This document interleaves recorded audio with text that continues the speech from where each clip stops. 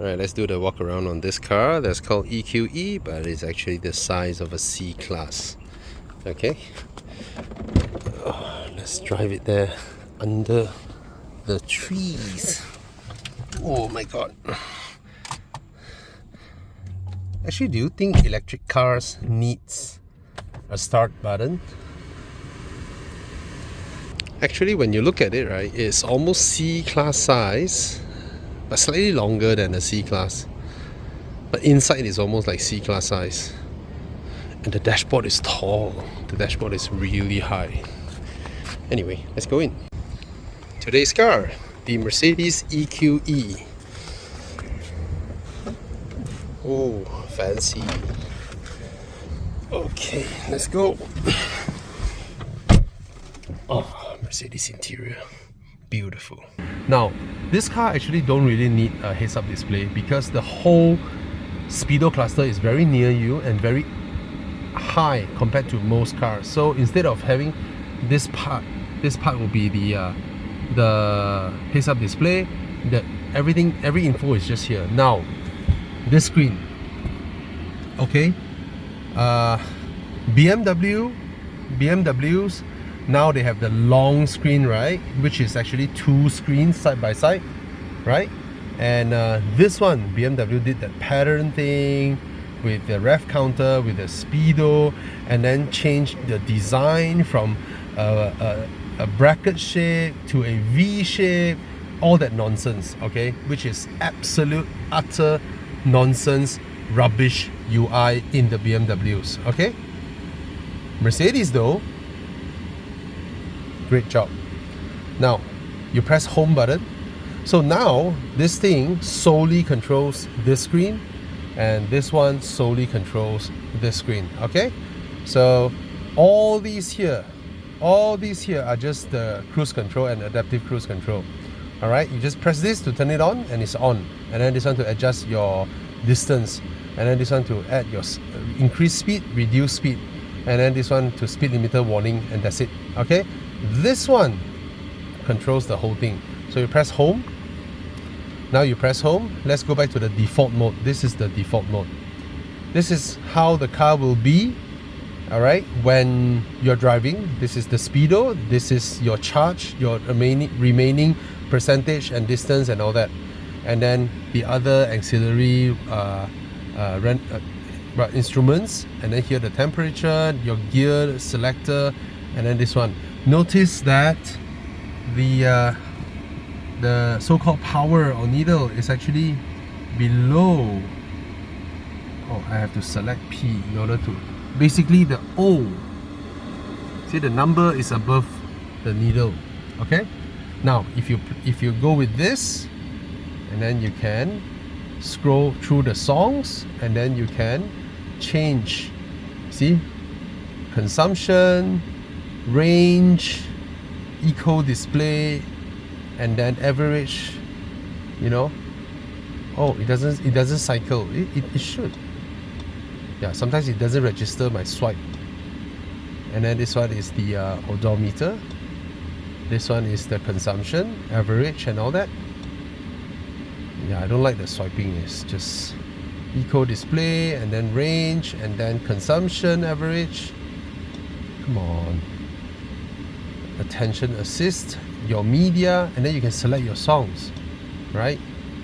And then coming down here will be the map. This actually gives you everything. Now, if you want a better view of different things, now if you're feeling very sporty, you can go with this, which is you get G-force and all that. Fun. And then this one is just very minimalistic. That's the clock actually. That's the clock. And this one only lets you see your speed, and that's it. And then you don't get any other information. Alright? And those will be activated when you activate your adaptive cruise control. Now, come back to this one. This one, full screen navigation. Fantastic. Okay? You get the full screen view. And then this one is interesting. This one is able to see cars or bikes or whatever in front of you, or pedestrians by the side of the road. Okay, so it allows me to see what the car sees, so gives me a peace of mind when I'm doing adaptive cruise control. Of course, the car couldn't tell whether that other car in front is that the front or the rear of the Ferrari 812 GTS. Okay, yeah, but nevertheless, this one is service, and then shows you you know, your tire temperature, and then tire pressure, and service in how many days, and things like that. Okay, so no matter what you do, you still get your speed on top.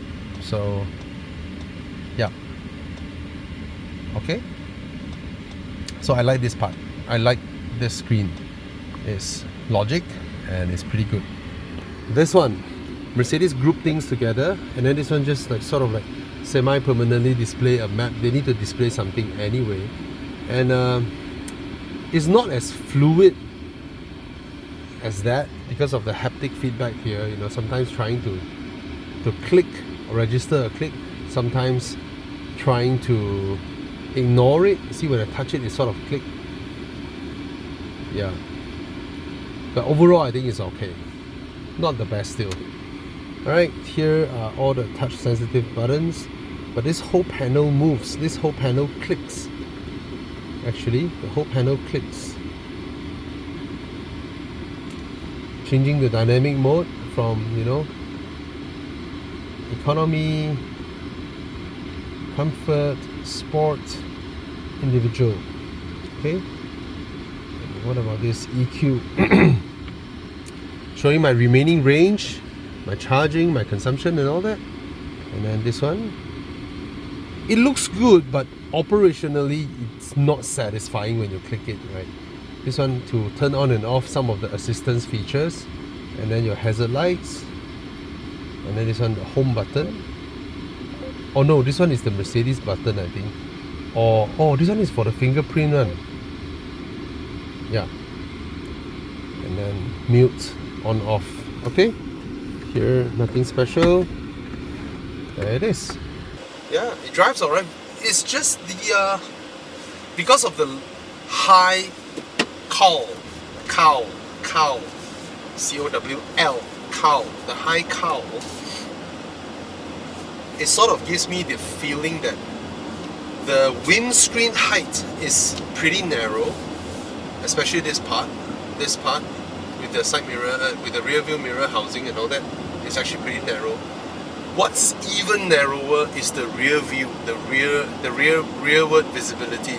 Oh, that is one tight rear visibility there.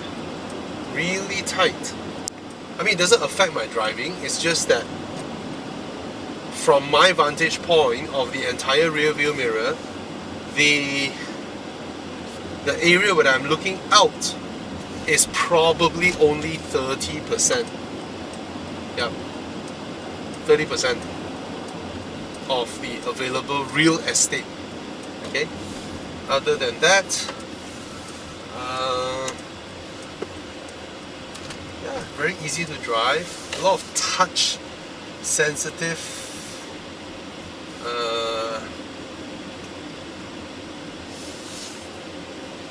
adjustments. A lot of things are touch sensitive.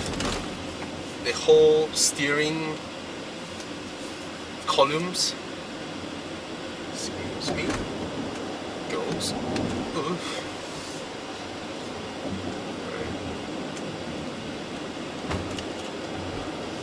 Oh, that's the thing with EVs. They're just nice to drive. All of them. It's just nice. The brake pedal modulation is really good. Nice. It's a beautiful cabin, but then, as you know, recent Mercedes, just don't press them. Yeah, you can hear a little bit of creak here and there, you know. Power-wise, very nice. Brakes are good. So easy to accelerate everywhere. Oh, what's wrong with the...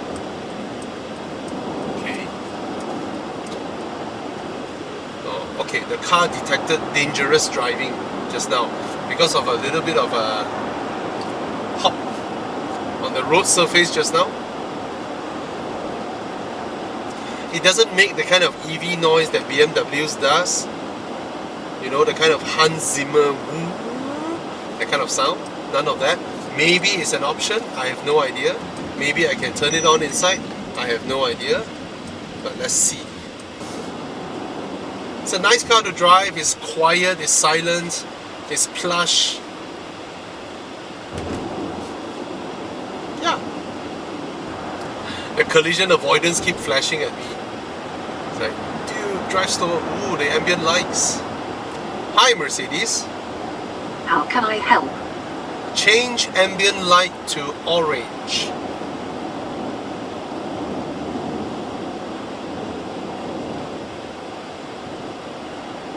Okay, I am changing the color. Okay. At least it registers. Okay. The address book is empty. In order to use this function, please activate the messaging function on your phone and reconnect your phone afterwards.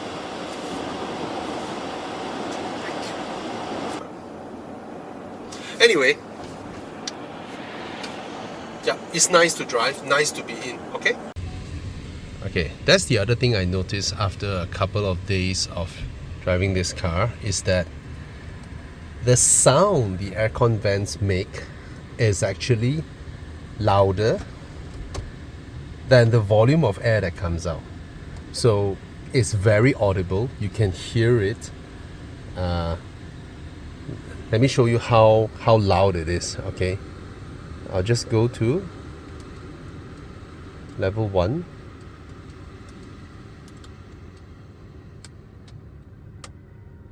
Yeah. Now there's literally no air. I put automatic. Okay. Yeah, it's loud. It's actually pretty loud. Anyway, I'm gonna first... Oh, if I go out, the car would shut down. Why? Can you not shut down? Is there a way to not shut down? Anyway, it says a couple of minutes. I hope there's really a couple of minutes. I just want to talk to you guys about the exterior.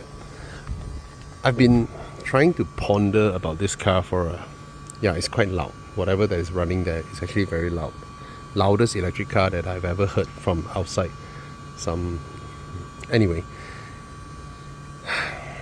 first off, it's called EQE, so a lot of people would think that this is a E-class segment vehicle, but actually it is not. It is a C-class size car. Okay, it is that of a C-class. That's the first thing. Let's get it out of the way. The second thing is that why Mercedes does so is that I believe Mercedes wanted the range of this car. They wanted a high range. The range is pretty good. The estimation on range and all that, the efficiency and all that is pretty good. When you need range, you need a big battery. When you have a big battery, it will be expensive. When it's expensive, it will be a struggle to balance the cost of manufacturing and also to justify the selling price. So in order to justify the selling price, I believe they call it an EQE. That's the first thing. The second thing would be cost optimizations. Now, I still can't differentiate the design of the car between the EQE and the EQS, but generally 400 over 1000 in Malaysia, it will go against the BMW i5. First thing out of the way, it is in no way comparable to the i5 in terms of size and space and comfort and quietness and overall refinement. It is very obvious. It is of one segment below. Okay, it is comfortable enough. It is nice enough. It is pretty enough, but it's in no way comparable to the i5, even though selling price is similar. Okay, the i5 is much more comfortable, quieter, more refined, much more space, and overall a much larger car. What I wanted to show you guys is also the space situation behind here. Now, this part, the bottom part, is pretty comfortable. It's at an angle. Okay, there is a nice angle to it, and it's pretty comfortable. Knee room and all that is perfectly okay. Leg room is perfectly okay. It's an EV anyway.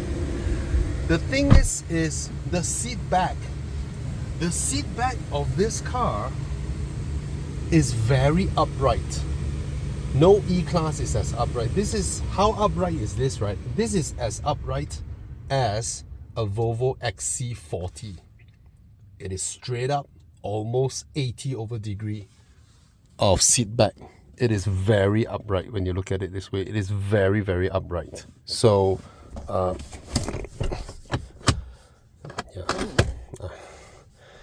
at first I got confused with this. I was like, what's that? That's for your phone, and then you press it a little bit more, and then it goes all the way out for your cups. Right? This is nice. This is, you see the whole panel moves. So that's how it is now. In order to save. Oh, wow! No dampening, just straight up snap. Interesting. And the headrest. You can press this. You can adjust that. Up and down, I guess. Or up and down is done powered. And the car has switched off. It's really warm in here. Now, it's very normal for certain cars to have the entire door panel to be made of hard plastics, those that hurt your knuckles when you knock on them. But it's pretty uncommon to have cars in this segment to be using this level of plastic, even all the way up here. All these plastics that they use here, from here, all that is the crudest of type, the cost-saving type. Okay. Yeah, you can come in. But this car, they even did it on the front doors. On the front door is also this level of plastic, which is pretty crude, to be honest, as an E-Class. Even here, alright, it's all hard plastics here. This one looks like leather with stitching, but it's fake. Okay? It's all fake leather. Come on. And again, the aircon is loud. Another thing I noticed is, ouch, the aircon vents are mounted very high in this car. So over the past 2 days of driving this car, right, I kept feeling my eyes felt very dry. It's because this, regardless of how I push it, there's very little variation to it, and air just travels around my eye area, and it kind of dried out my eyes. Okay, of course I can push it away, but only ever so slightly, because the maximum left of it is just straight. I cannot push this to point that side. The max I can move it out of my way is straight, and if I go towards extreme right, I'm actually shutting it. That makes it even louder. And this one as well, I can push it to the right side. That's about it. And this thing, even though it looks great on photos, is actually pretty plasticky, I would say. Pretty plasticky, but it looks good. Okay, nonetheless, it looks good. Alright, all this, no complaints, fantastic. This one, I prefer the previous steering wheel, the one that has physical buttons, physical knobs. This volume button, I find it rather delicate in terms of running my fingers on it. It's pretty sensitive. It's just that you always need your eyes to look at it and where you're going and all that. Okay. Other than that, one part that I don't think it should be made with hard plastic is this part. This part is where a lot of times our knees, our kneecap area, this, even though from photos it looks like leather, very nicely done, stitching and all that, but the whole thing is fake. It's all hard plastics. All the way here is hard plastics. Okay, now I'm trying to let the car not make so much noise, and let me try and lower the air volume. Okay, but there's very little air coming out here. There's actually very, very little air, even though it's 4 or 5. Basically, the noise is much louder than the air that comes out of it, okay, than normal cars. Other than that, I love these, the cup holders. I can remove the entire thing out. Look at this exquisite mechanism. I can remove the whole thing out and it becomes a flat space that is of no obstruction. But when I put it back, and then, I'm sorry, I really like this mechanism, this cup holder. I can lock it in place, and you see I still get some room, but when you put a bottle here, the whole thing comes out and hold it. Very smart. Alright, the wireless charger is fast charging, very good. All the USB-C ports can initiate fast charging or super fast charging. That's the NFC over here. This one is very spacious, 2 USB ports, and the rear we get 2 USB-C ports as well. Here I get a very big space down here, also with a little strap that holds on to stuffs, and again another 2 USB-C ports there. A lot of USB-C ports in this car. Okay, so it's practical. Yeah. Other than that, the drive of it is okay. And another thing is that the body of the car, much like the W212, it hits on speed bumps that are generally not too big. Okay, it's a Mercedes thing that has been happening, I noticed. Yeah, they just get hit by speed bumps. So this car is not exempted as well. Okay, overall, it's comfortable, it's flashy, it's quirky, but a lot of place on this car is built with pretty cheap plastics. Okay, that's a thing now. Anyway, if you want to buy it, go ahead. But then, to a lot of eyes, it is a much prettier car than the BMW i5. But in terms of drive, comfort, luxury, space, quietness, everything, it is one par below the BMW i5, even though the prices are similar.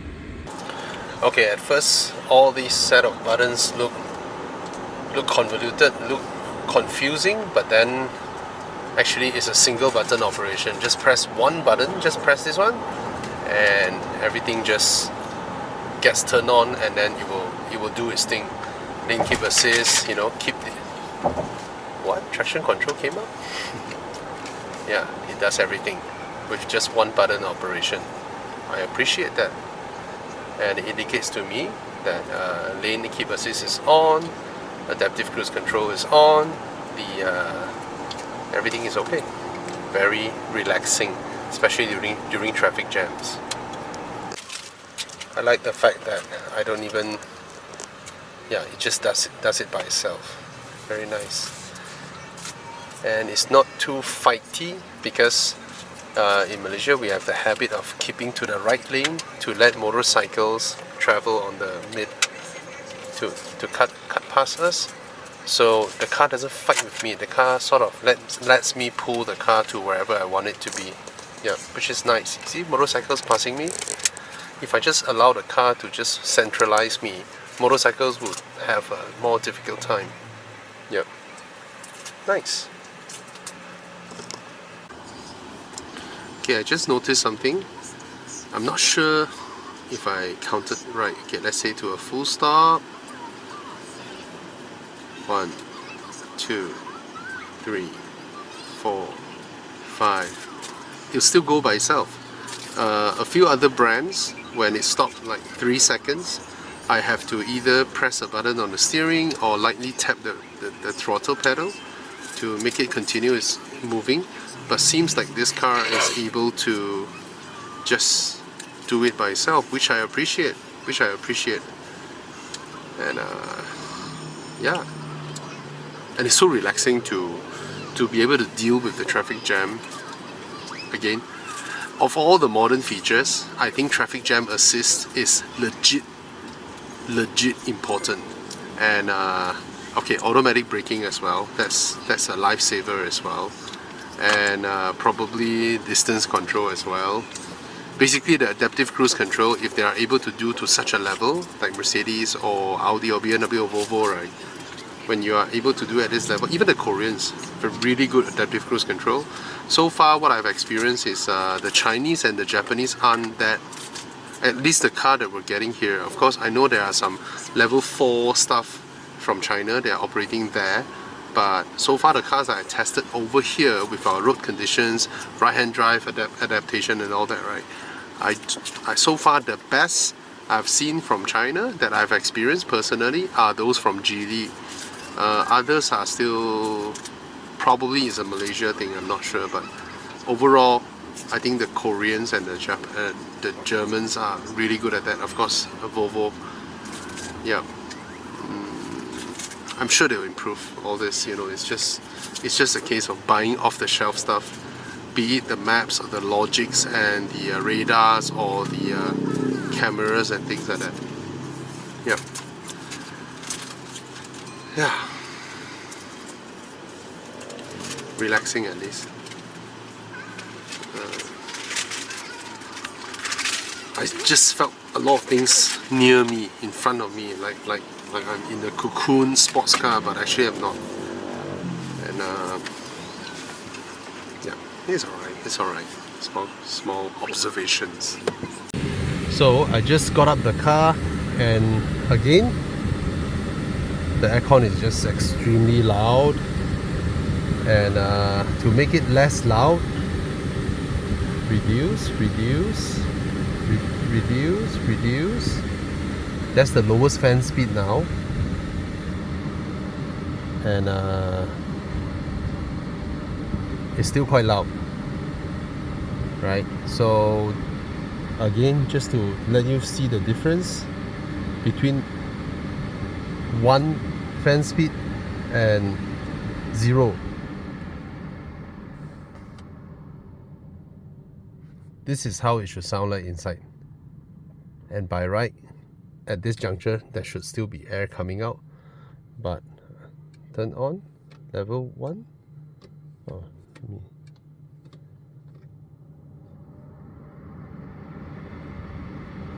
yeah, probably it's on auto.